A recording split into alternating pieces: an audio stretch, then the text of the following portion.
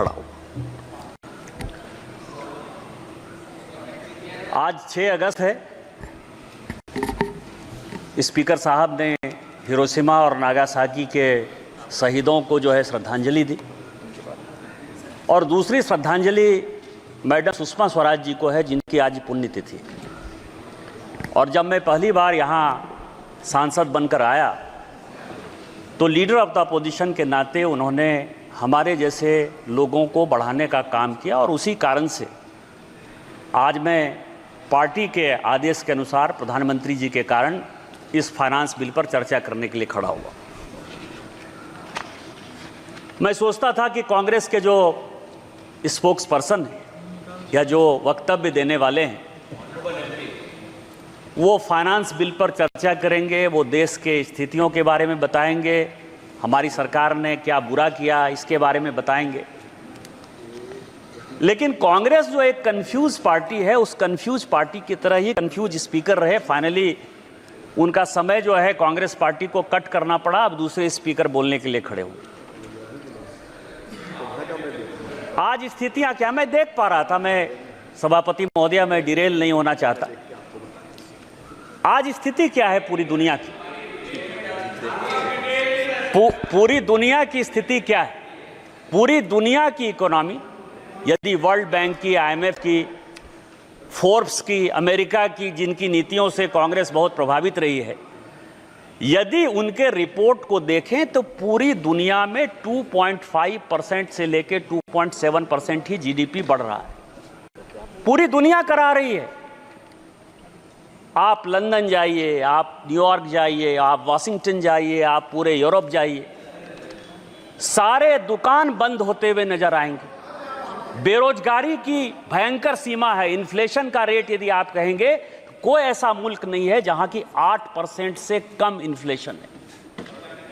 पूरी स्थिति खराब है, चाहे करंट अकाउंट डेफिसिट का हो, चाहे GDP ग्रोथ का हो, फिस्कल डेफिसिट का हो, जिस भी पैमाने पर आप पूरी दुनिया को आंकने का काम करेंगे, आपको लगेगा कि माननीय प्रधानमंत्री जी और माननीय वित्त मंत्री निर्मला सीतारामन जी की नीतियां इस देश के लिए इतनी सक्सेसफुल हैं कि आज भी भारत आशा की किरण है। पूरी दुनिया में 7% से ऊपर GDP इसका ग्रोथ है।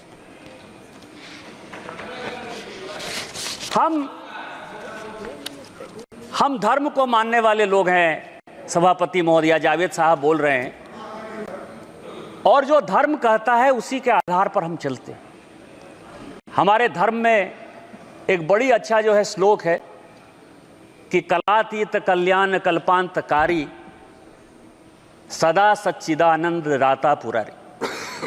भगवान जो है वो सभी कालों में, सभी भगवान में, सभी गरीबों में एक ऐसी ऊर्जा का संचरण करते हैं जिसके कारण कि दुनिया में गरीब कैसे खत्म होंगे, भारत में गरीब कैसे खत्म होंगे, उनको अमीर कैसे बनाया जाएगा, इसी पॉलिसी के आधार पर भारत सरकार चलती है। इसी पॉलिसी के आधार पर माननीय मोदी जी के नेतृत्व में हमारी सरकार चल रही है।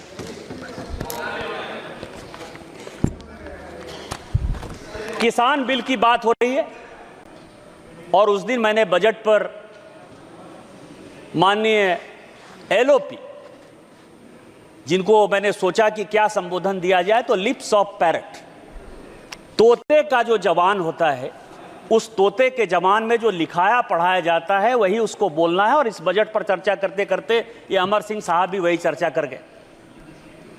शिकारी आएगा, जाल बिछाएगा, आप उसमें पढ़ना नहीं। सर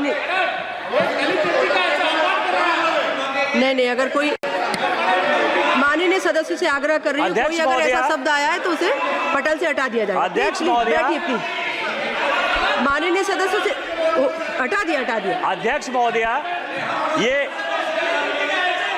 ये सुग्गे की जवान कैसे है, मैं ये बता रहा हूं। आज जो है, प्लीज बैठिए, प्लीज। हम क्या कर रहे हैं?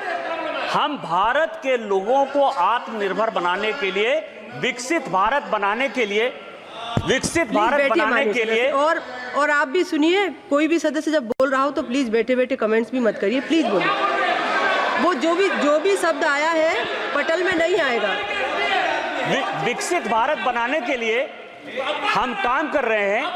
और उसके लिए इस बजट में जो सबसे बड़ा प्रपोजल है कि जो फॉरेन फाइनेंशियल इंस्टीट्यूट है, एफडीआई में जो कॉरपोरेट आते हैं, क्योंकि हम इकोनॉमी में जा रहे हैं, आरएनडी में जा रहे हैं, नए नए इंडस्ट्री में जा रहे हैं, तो वो यदि कंपनियां हमारे यदि इन्वेस्ट करना चाहेंगी तो उनके टैक्स को हमने जो है कम किया। और कम क्यों किया? क्योंकि हमारा मुकाबला सिंगापुर से है, हमारा मुकाबला अबू धाबी, यूएई इनसे है, जहां की टैक्स की जो स्थिति है, कॉर्पोरेट टैक्स की स्थिति ऐसी है कि वो 20-22% से ज्यादा नहीं, कई एक जगह तो टैक्स ही नहीं है। और उस इंडस्ट्री को जब बैठना है, जब बैठकर आएंगे, इंडस्ट्री आएगी, तो यहां के बच्चों को रोजगार मिलेगा, डेवलपमेंट होगा, मेक इन इंडिया में जाएगा। और जो 2047 का एक संकल्प है कि हमको एक विकसित भारत बनाना है, जो 2027 का एक संकल्प है, जो रिपोर्ट कहती है, फोर्ब्स की रिपोर्ट करती है कि 2027 तक ऐसा संभव है, जो भारत जिस इकोनॉमी के साथ बढ़ रहा है, हम तीसरी वर्ल्ड की सबसे बड़ी इकोनॉमी हो जाएंगे। उसमें जो ये राइडर है, जिस पद पर सभापति महोदया उन्होंने बोलते हुए किस तरह से अराजकता फैलाने का काम किया, ये मैं आपको बताऊंगा। वो कहते हैं, वो क्या कहते हैं? वो महाभारत को गलत कोट करते हैं, वो रामायण को गलत कोट करते हैं, वो शिव को गलत कोट करते हैं, और उसके बाद वो कहते हैं, ये मैं बोल रहा हूं, मतलब आप ये समझिए, और वो ये कहते हैं कि हम जो है अराजकता फैलाएंगे, तुमको जो करना है करो। मैं अनुराग सिंह ठाकुर साहब ने जो उस दिन बात कही, मैं उससे कंप्लीट सहमत नहीं हूं। मैं अनुराग सिंह ठाकुर जी की तरफ से माफी मांगना चाहता हूं इस सदन में। लेकिन क्यों? इसीलिए कि अनुराग सिंह ठाकुर जी ने जो उनके ऊपर आरोप लगाया जाति का, तो जाति है ही नहीं ना। आप ये समझें कि वो कहते हैं कि जो मैं हूं वो दिखता नहीं, मैं जो दिखता हूं वो मैं नहीं, तो वो साधु है। और इस देश में कहा गया है कि जात न पूछो साधु की, साधु का जाति नहीं पूछना है। और जब साधु का जात नहीं पूछना है तो अनुराग सिंह ठाकुर जी ने गलती कर दी कि उनसे जात पूछ लिया। लेकिन मैं आपके माध्यम से कांग्रेस पार्टी और सारे अपोजिशन से जवाब पूछना चाहता हूं कि आप ये बताइए कि इस देश में कई एक ऐसे लोग हैं जिनको की धर्म में आस्था नहीं, कई एक ऐसे लोग हैं जिनको जाति में आस्था नहीं है, वो अपना किस तरह से जातिगत जनगणना करेंगे? जिस पद पर राम सुभग सिंह, चरण सिंह, जगजीवन राम, अटल बिहारी वाजपेयी, इस तरह के बड़े बड़े लोग रहे, जिस जगह पर शरद पवार जैसे लोग रहे, वाईबी चौहान जैसे लोग रहे, उस जगह की गरिमा का क्या हरासमेंट कर रहे हैं इस बजट में अराजकता फैला के, इस बजट का नकारात्मक पहलू दिखा करके। आप जातिगत जनगणना की बात करते हैं, इसी बजट में जाता है, यही टैक्स है, इसी टैक्स के आधार पर जाता है। और मैं स्पीकर महोदया, अध्यक्ष महोदया, आज मैं बहुत कुछ चीज लेकर आया हूं। मैं 1952 से लेकर 1990 तक का कांग्रेस का मैनिफेस्टो लेकर आया हूं। आप यदि कहेंगे तो मैं लेकर दूंगा 1952, क्योंकि उस दिन जो वित्त मंत्री जी ने कहा कि नेहरू ने यह कह दिया, राजीव गांधी ने आलोक मेहता को यह इंटरव्यू दे दिया, तो ये तो इंडिविजुअल कह सकते हैं कि राजीव गांधी का वो अलग से विषय था, राजीव गांधी का पार्टी से कोई लेना देना नहीं था, या नेहरू जी का पार्टी से लेना देना नहीं था। लेकिन जो कांग्रेस मैनिफेस्टो, क्योंकि बार बार ये कह रहे हैं कि कई एक चीजें हमने कांग्रेस के न्याय पत्र से लिया, तो कांग्रेस के न्याय पत्र से लिया, तो ये पूरा का पूरा जो मैनिफेस्टो है 1952 से लेके 1990 तक पूरा असेसमेंट किया। इसमें आपको आश्चर्य होगा सभापति महोदया कि पूरे के पूरे मैनिफेस्टो में 52 में, 57 में, 62 में, 69 में, 71 में, 77 में, 80 में, 84 में, 89 में और 91 में, ये सभी मैनिफेस्टो में इन्होंने कहा कि हम ओबीसी रिजर्वेशन के खिलाफ।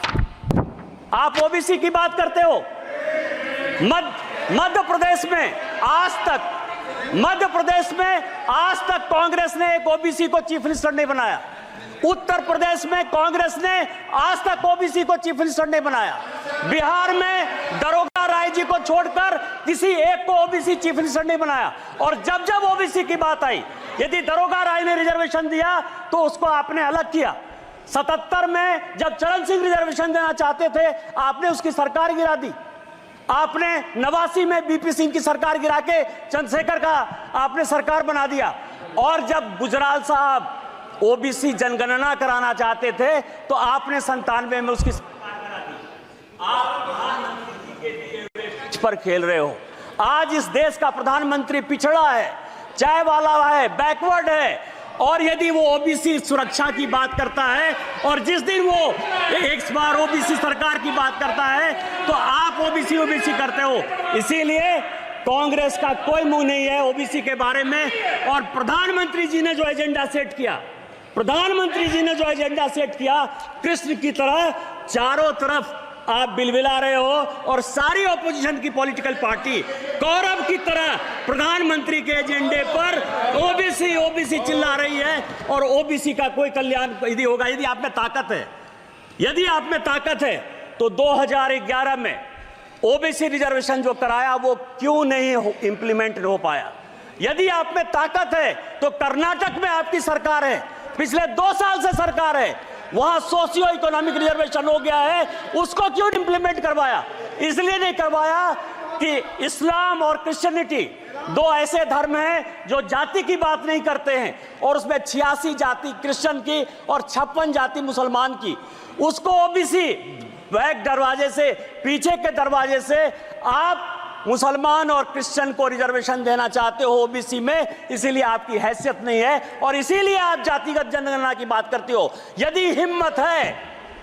हिम्मत है कांग्रेस को, राहुल गांधी को, तो कर्नाटक में वो ओबीसी रिजर्वेशन करके दिखाए तो मैं मानूं कि इस हाउस में जो आप बात करते हो उस हाउस की बात करते हो।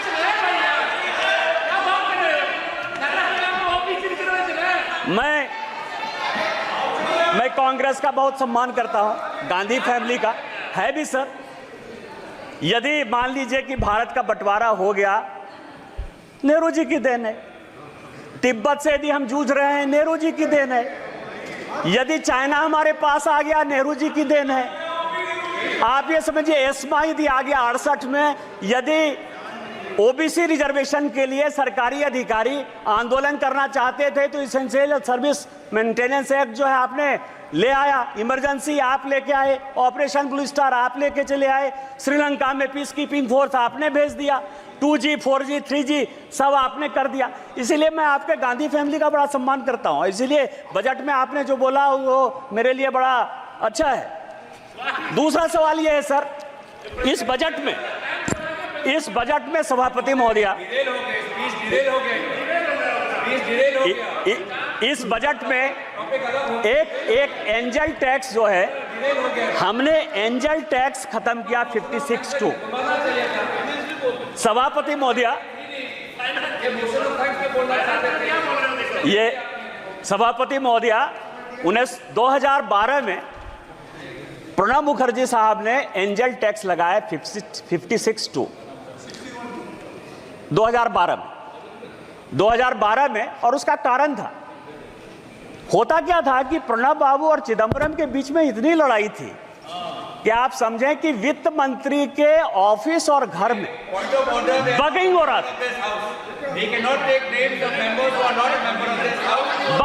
था। वित्त मंत्री के ऑफिस में माने नहीं सकते बजट पर चर्चा करें। और इस चक्कर में ज्यादा बढ़िया बनने के चक्कर में, जितना बढ़िया बनने के चक्कर में उन्होंने एंजल टैक्स लगा दिया।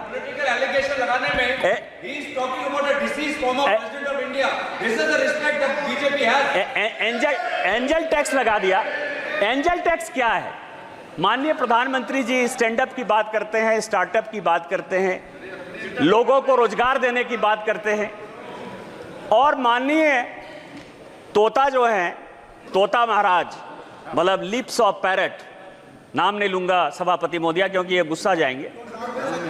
तो ये जो है कि युवाओं को आज तक, क्योंकि इस पैसे का हमने देखा कि कहां से बजट आता है, कॉरपोरेशन का कितना टैक्स आता है, इनकम टैक्स कितना आता है, जीएसटी कितना आता है, हमारी देनदारी क्या है, उधार क्या है, ये पूरा फाइनेंस बिल का टैक्स स्ट्रक्चर है और उसमें 8% के आसपास ऐसा पैसा है जो डिफेंस को जाता है। आज तक डिफेंस पर किसी प्रकार की कोई चर्चा इस हाउस में नहीं हुई कि हम इस टैक्स से सेस लेते हैं, सरचार्ज लेते हैं तो डिफेंस में पैसा देते हैं। लेकिन पहली बार मैं देख रहा हूं सारे ऑपोजिशन के लोग अग्निवीर स्कीम के ऊपर जो है लगातार बजट में बोलते रहे, और चूंकि ये एंजल टैक्स लगाया है, युवाओं को ज्यादा से ज्यादा कैसे आगे बढ़ाया जाए, कैसे उसको रोजगार के लिए दिया जाए और उसको एबॉलिश किया है। इसके लिए माननीय वित्त मंत्री जी बधाई के पात्र हैं कि अब ज्यादा से ज्यादा लड़के जो है वो रोजगार में आएंगे। लेकिन मैं इसके तह पर गया तो मैं आपको बताऊं कोई नई बात नहीं है। सभापति महोदया, 1962 में जब चीन ने भारत को हरा दिया और लगा कि फोर्स की कमी है, तो भारत में 1962-63 में नेहरू जी ने शॉर्ट सर्विस कमीशन लाया। ऐसा नहीं है कि केवल फौज के लिए जो है अभी 5 साल का अग्निवीर स्कीम आया है, इसके पहले भी इस देश में 1962 में शॉर्ट सर्विस कमीशन आ गया।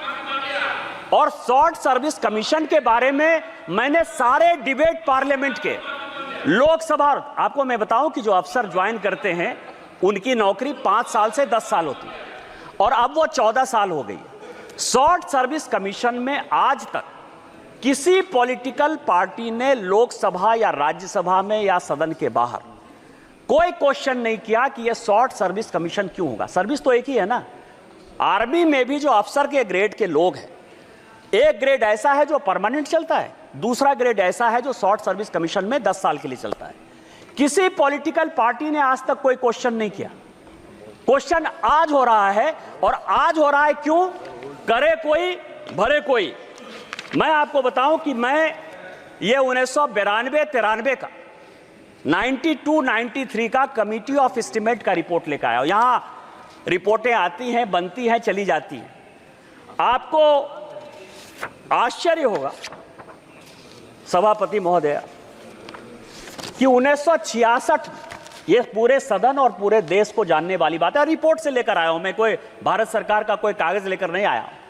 1966 में इंदिरा जी आर्मी के रिक्रूटमेंट पर सीलिंग लगा दी। ये सबके समय, और ये डिपोजिशन में सेक्रेटरी डिफेंस ने कमिटी ऑफ एस्टीमेट को हेड कांग्रेस पार्टी के मनोरंजन भक्त कर रहे थे, मैं नहीं कर रहा था। 66 में सीलिंग लग गई। सीलिंग लगने के बाद आप पूरे दुनिया को बताते हो कि हमारे यहां इतनी ही आर्मी रहेगी, इतनी ही नेवी रहेगी, इतनी ही एयरफोर्स रहेगी। आप सीलिंग लगा दो और आप हमको कहो कि अब इसका रिक्रूटमेंट कैसे होगा, आप यदि फोर्स को बढ़ाना चाहोगे।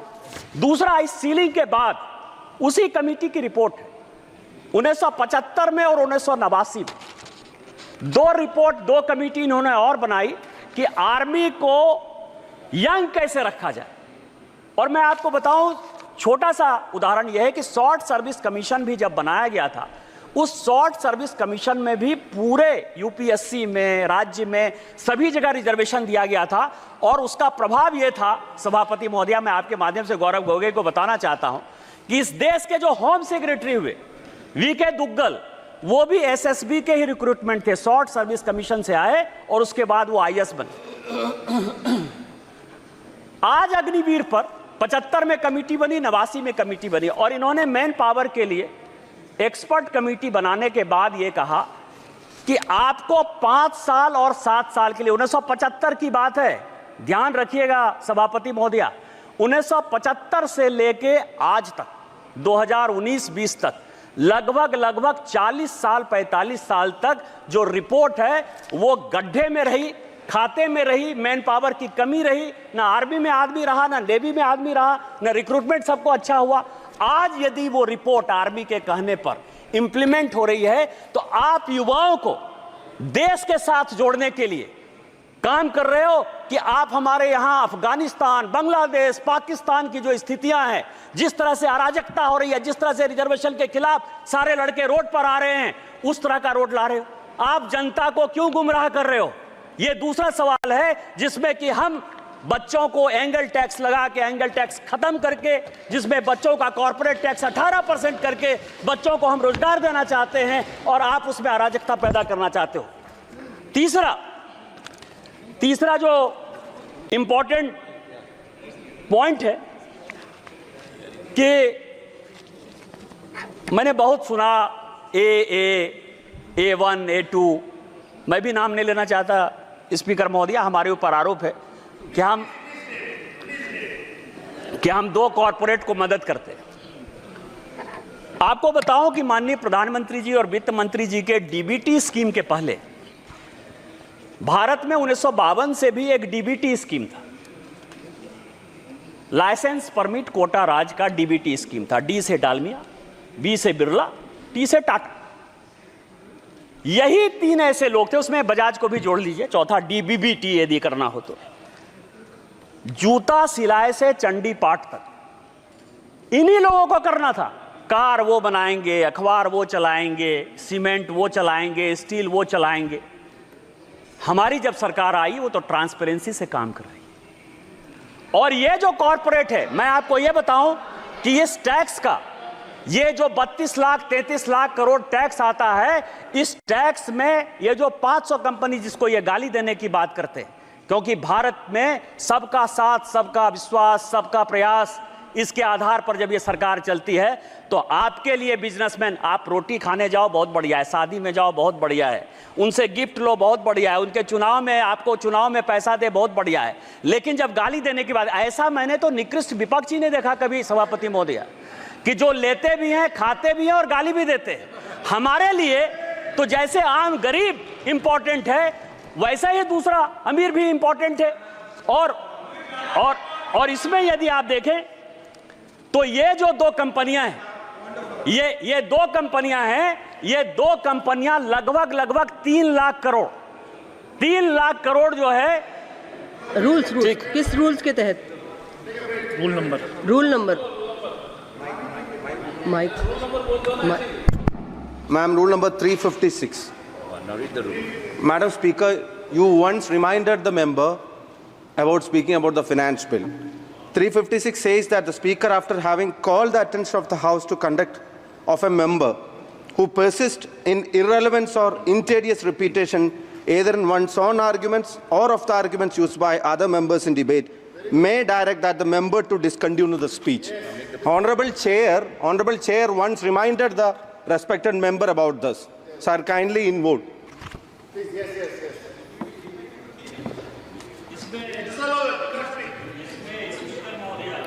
रिपीटेशन, मैं एंजल टैक्स की बात कर रहा हूं, मैं कॉर्पोरेट टैक्स की बात कर रहा हूं। एंजल टैक्स और कॉर्पोरेट टैक्स को कैसे आप डिरेल कर रहे हो? मैं ये कह रहा हूं कि जिस AA कंपनी को आप कह रहे हो, वो 4 लाख करोड़ रुपया इस देश के किट्टी में दे रही है, जिसके कारण ये देश चल रहा है। आप क्या चाहते हो? कंपनी बंद हो जाए? आप क्या चाहते हो? बैंकों ने जो लाखों लाख करोड़ के जो है आपकी तरह जो फोनो बैंकिंग में, वो बैंक बंद हो जाए? आप क्या चाहते हो कि आप चंदा भी खाओ, आप उनके शादी में भी जाओ और उसके बाद गाली देते रहो, चूंकि वो डिफेंड करने वाले नहीं है? तो आप जो है ये काम करो। इस देश का कौन ऐसा पॉलिटिशियन है जो अंबानी के शादी में नहीं गया? कौन ऐसा आदमी है? इनके पार्टी के जो महासचिव हैं प्रियंका गांधी, क्या वो शादी में नहीं गई? क्या बात कर रहे हो आप?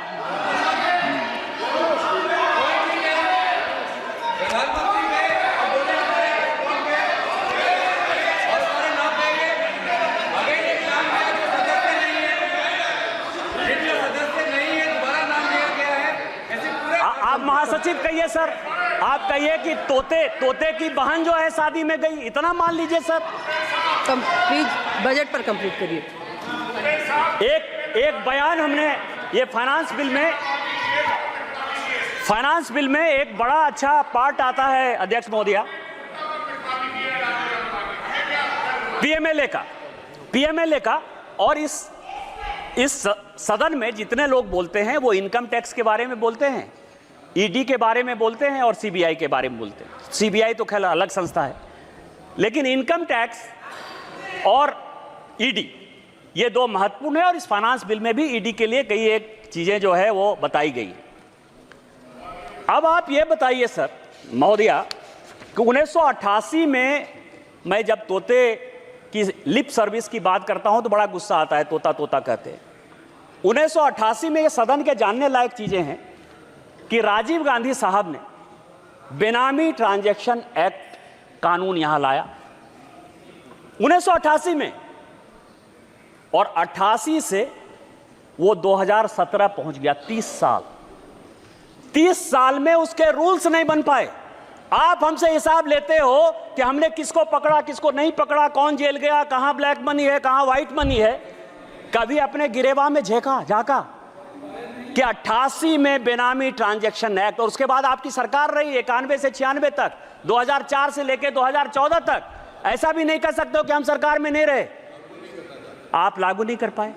आप किसको साथ दे रहे थे, किसको साथ दे रहे थे?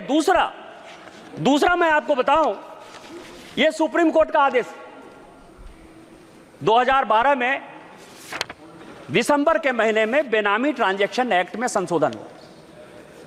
भारतीय जनता पार्टी की तरफ से मैं बोलने के लिए खड़ा हुआ, और उस तरफ से माननीय चिदंबरम साहब थे, बड़े फेमस वित्त मंत्री, उनसे ज्यादा पढ़ा लिखा आदमी तो मैंने जीवन में देखा ही। मैंने बोलते हुए कहा कि आप जो एक्ट लेके आ रहे हो, एक दिन यदि वाइफ हस्बैंड में भी लड़ाई होगी तो उसमें पीएमएलए लग जाएगा, और ये जितना स्ट्रिंजेंट है, जिस भी आधार पर लगा रहे हो, भगवान न करे कि एक दिन आप ही जेल चले जाओ। जब मैं मेरा सीट नंबर 545 था उस जमाने में, अध्यक्ष सभापति महोदया, जब मैं बात का अंतिम था, मैं अंतिम सदन का सदस्य 545 नंबर पर था। जब मैं बोलकर बंद हुआ तो चिदंबरम साहब खड़े हुए, और चिदंबरम साहब का बड़ा फेमस भाषण है कि भारतीय जनता पार्टी बहुत पढ़ी लिखी पार्टी है। मेरी अपेक्षा यह थी कि पीएमएलए कानून में बोलते हुए भारतीय जनता पार्टी अपने एक विद्वान आदमी को खड़ा करेगी, लेकिन उसने सबसे मूर्ख, बुद्धू और दकियानुसी आदमी को, जो है जिसको पीएमएलए पता ही नहीं है, उसको खड़ा कर दिया।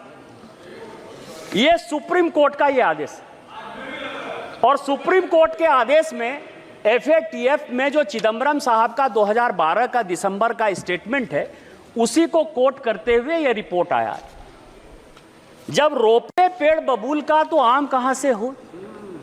इनकम टैक्स में डायरेक्ट टैक्स कोड पर हमारी फाइनेंस की कमेटी, यशवंत सिन्हा चेयरमैन थे, मैं उसका मेंबर था, 5 साल तक हम लोग मेहनत करते रहे कि डायरेक्ट टैक्स कोड को हम लोग बदल देंगे। पीएमएलए में आप स्ट्रिंजेंट कानून लेके आ गए, तो जब लेकर आ गए बिना किसी एक पैसा को खर्च करते हुए, यदि कांग्रेस पार्टी ने आपको 90 करोड़ रुपया दे दिया और आपने जो है यंग इंडिया खरीद लिया, नेशनल हेराल्ड खरीद लिया, 750 करोड़ की संपत्ति बिना किसी पैसे के आपको मिल गई, तो क्या राहुल साहब, जो चिदंबरम साहब का कानून है, उसमें आप जेल नहीं जाओगे? ये जेल नहीं जाओगे? और मैं तो कोट कर रहा हूं सुप्रीम कोर्ट के आदेश के आधार पर। तो इसीलिए आप जो सीबीआई और इनकम टैक्स की बात करते हो, ये आपकी कारस्तानी है। हमारी सरकार माननीय निर्मला सीतारामन जी के ऊपर केवल वो उसको इंप्लीमेंट करती है। हमने अपने एजेंसी को केवल फ्री छूट दे रखा है। जो भी भ्रष्टाचारी है वो जेल जाएगा, वो किसी कीमत पर नहीं छूटेगा। माननीय सदस्य कंप्लीट करिए प्लीज।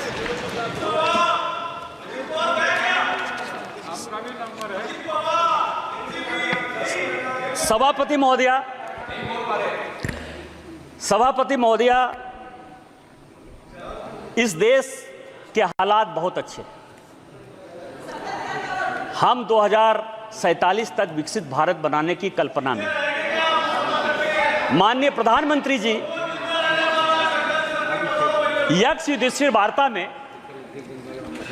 उस दिन बोलते हुए माननीय राहुल गांधी जी ने कहा कि 6 महारथी थे। 6 महारथी नहीं थे, 9 महारथी थे। 9 महारथी थे और 7 महारथी चक्रव्यूह लड़ रहे थे, और 2 महारथी चक्रव्यूह के बाहर जो है 4 लोगों को, पांडवों को रोकने की कोशिश कर रहे थे। उसमें भीम थे, सात्विक थे, नकुल थे और सहदेव थे। और उसी में सात टोटल 9 महारथी थे जो कि अभिमन्यु से लड़ रहे थे, और उसमें 7 महारथी ऐसे थे जो चक्रव्यूह में अभिमन्यु को घेरने के लिए बैठे थे, और 2 महारथी ऐसे थे जो कि पांडव की सेना उसमें अंदर नहीं जा पाए। पांडव में 4 लोगों को उन्होंने मौका दिया हुआ था, इसका नाम था भीम, सात्विक, नकुल और सहदेव, और जिसकी रक्षा जो है जयद्रथ कर रहे थे उस दरवाजे की, तो उसमें नहीं जाए। इसमें एक महाभारत में दूसरे प्रसंग में क्वेश्चन पूछा यक्ष ने युधिष्ठिर से। एक क्वेश्चन है कि कह पंडिता, और दूसरा है को मूर्खा, और तीसरा है कह मत्सर। मैं मूर्ख पर नहीं जाऊंगा, मैं 2 ही चीज पर जाऊंगा, क्योंकि हो सकता है कि ये लोग अपने पर ले लें, लीडर ऑफ द अपोजिशन पर, कि उनको मूर्ख कह दिया। मैं उनका बड़ा सम्मान करता हूं। पंडित वो है, सभापति महोदया, पंडित वो है जो कि विद्वता की बात करता है। Leader of the parrot, lie of the parrot या लिप्स ऑफ द पैरट, वो केवल और केवल डिस्टॉर्शन ऑफ फैक्ट्स जो हमारे महाभारत का है, गीता का है, रामायण का है, महाभारत का है, वही करते रहते हैं। इसलिए उनको सोचने की बात है कि वो पंडित हैं कि नहीं। लेकिन जो मत्सर है, मत्सर के बारे में बड़ी अच्छी बात कही गई है कि जिसको ईर्ष्या हो, द्वेष हो, जलन हो, किसी के आगे बढ़ने पर जो है परेशानी हो, उसको मत्सर कहा जाता है। आज जो कांग्रेस पार्टी की स्थिति है वो यक्ष युधिष्ठिर वार्ता का मत्सर है। भारत इतना ग्रो क्यों कर रहा है, भारत इतनी बड़ी इकोनॉमी में क्यों जा रहा है, भारत दुनिया की तीसरी इकोनॉमी 2027 में क्यों हो जाएगा। और इस कारण से युवाओं को भड़काओ, किसानों को भड़काओ।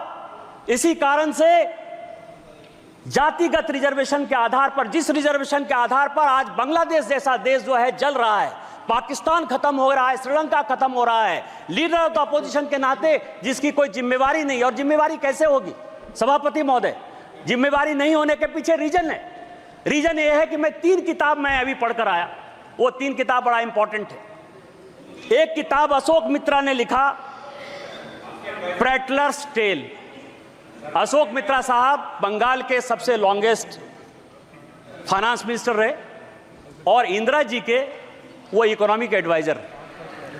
दूसरी किताब नटवर सिंह की है जो कहता है कि 1 लाइफ इज नॉट एनफ। और तीसरी किताब संजय बारू की है, एक्सीडेंटल प्राइम मिनिस्टर। ये 3 किताब है और तीनों आदमी, संजोग से अशोक मित्रा साहब को छोड़ दीजिए तो 2 आदमी तो अभी भी हैं, और किसी को कांग्रेस पार्टी ने जो है आज तक कॉन्ट्राडिक्ट नहीं किया। कॉन्ट्राडिक्ट। और तीनों किताब क्या कहती है कि अमेरिका तय करता था इस देश का वित्त मंत्री कौन हो। संजय बारू कहते हैं कि प्रधानमंत्री मनमोहन सिंह जी ये सरकार नहीं चलाते थे, ये सरकार नेशनल एडवाइजरी काउंसिल की सोनिया गांधी जी चलाती थी। ये मैं नहीं कह रहा, संजय बारू की किताब है, मैं तो केवल किताब को कोट कर रहा हूं। उस तीनों में और मैं कुछ CIA की डीक्लासिफाइड फाइल्स लेकर आया हूं। ये CIA की डीक्लासिफाइड फाइल्स है। ये फाइल ये कहती है कि कांग्रेस पार्टी के सभी लोग सोवियत रूस से बिके हुए थे, वो पैसा लेते थे, पैसा लेकर वो जो है देश की पॉलिसी बनाते थे, देश का कैसे नुकसान हो वही काम करते थे। ये डीक्लासिफाइड फाइल कहती है। ये तीनों किताब को यदि आप देखेंगे, चाहे वो अशोक मित्रा की हो, चाहे संजय बारू की हो और नटवर सिंह की हो, ये कांग्रेस पार्टी इस देश को बदनाम करना चाहती है, बर्बाद करना चाहती है, ऐसा सिचुएशन पैदा करना चाहती है कि प्रधानमंत्री मोदी जी के खिलाफ पूरा माहौल बने, इस देश के खिलाफ पूरा माहौल बने, लेकिन वो हम होने नहीं देंगे। ये देश के तीसरे बार प्रधानमंत्री बनने वाले दूसरे लोग हैं। और मैं आपको रामधारी सिंह दिनकर की कविता से खत्म करता हूं कि उन्होंने कहा कि जब नाश मनुष्य पर छाता है, पहले विवेक मर जाता है। अस्तित्व संकल्प दोहराता हूं, याचना नहीं अब रन होगा, जीवन या की मरण होगा। इस देश को बनाने के लिए कोई भी कुर्बानी देनी पड़ेगी, हम कुर्बानी देंगे। हम वित्त मंत्री द्वारा इस फाइनेंस बिल का समर्थन करते हैं और पूरे सदन से आग्रह करते हैं कि उस बिल को पास करें। इन्हीं शब्दों के साथ जय हिंद जय भारत। मैं सोचता था कि कांग्रेस के जो स्पोक्स पर्सन है